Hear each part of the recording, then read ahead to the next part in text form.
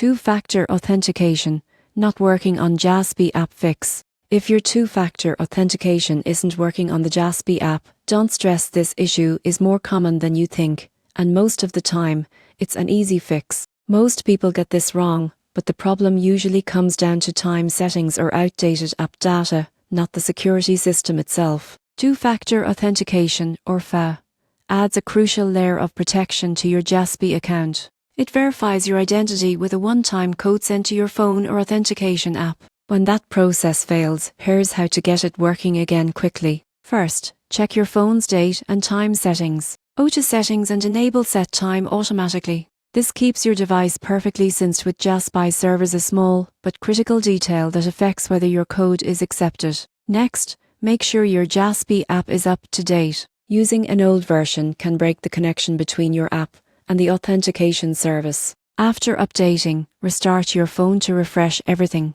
If you're waiting for a verification text that never arrives, try disabling your PIN, switching off Wi-Fi, or toggling airplane mode for 10 seconds. Many carriers block automated messages when a PIN is active or your signal is weak. If you use an authenticator app, check its time settings too. Most have an option to sync time for codes, which helps prevent rejected for codes. If you're still stuck, log out and reinstall the Jassby app.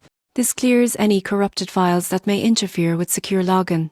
And if you've changed your phone number or lost access to your old device, tap Can't Access Two-Factor to reset your methods safely through Jassby support. Once your app, device, and network are in sync, your two-factor authentication should start working again. Remember, FA is your best defense against fraud and unauthorized access, so keeping it functional means keeping your family's digital wallet secure.